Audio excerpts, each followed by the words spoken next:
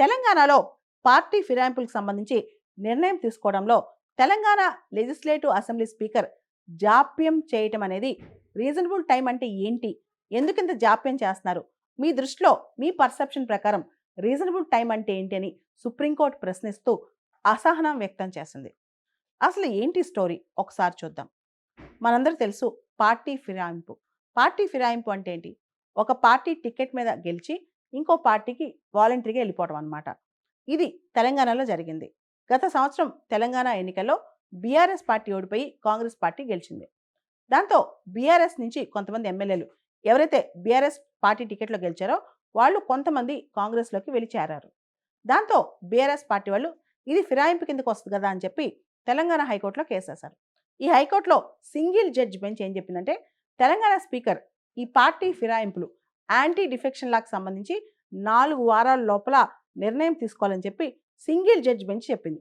దానిపైన division judge bench ఏదైతే తెలంగాణ హైకోర్టులో డివిజన్ జడ్జి బెంచ్ ఉంటుందో వాళ్ళు మాత్రం అసలు ఇది స్పీకర్ యొక్క పవరు, దీనిలో జ్యుడిషియల్ ఇంటర్ఫియరెన్స్ ఏంటి, స్పీకర్ రీజనబుల్ టైంలో నిర్ణయం తీసుకోవాలి అని చెప్పి వదిలేసిందనమాట.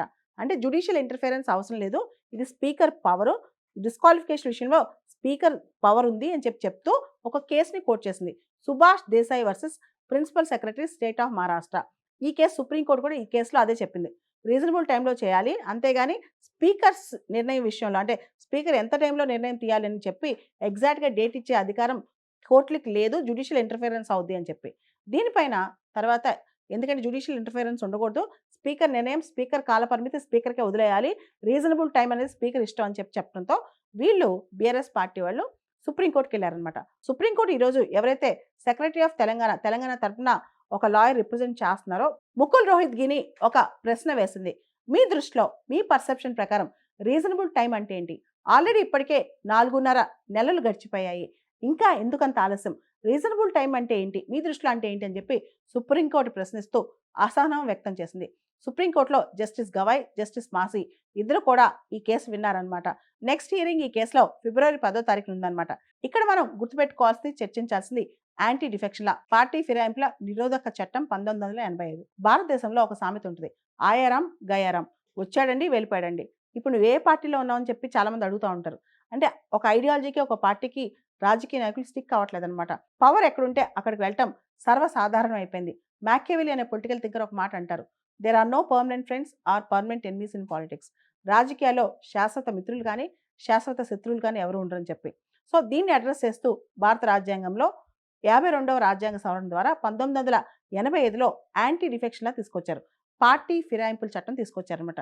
దీనికి ఇంకొక సవరణ కూడా వచ్చింది 91వ రాజ్యాంగ సవరణ ద్వారా. సో మొత్తానికి పార్టీ ఫిరాయింపుల చట్టం అనేది ఎవరైతే ఒక పార్టీ టికెట్ మీద గెలిచి స్వచ్ఛందంగా మరో పార్టీలో జాయిన్ అవుతారో వాళ్ళకి ఈ చట్టం వర్తిస్తుంది అనమాట. ఈ పార్టీ ఫిరాయింపుల చట్టానికి సంబంధించి డిసైడింగ్ అథారిటీ స్పీకరే.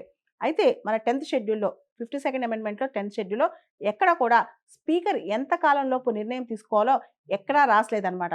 స్పీకర్ కూడా రాజకీయ పార్టీకి చెందిన వారే కాబట్టి ఈ నిర్ణయాలు తీసుకోవడంలో కాస్త పక్షపాత ధోరణి కనపడుతుందని చెప్పి ఒక విమర్శ కూడా ఉందన్నమాట.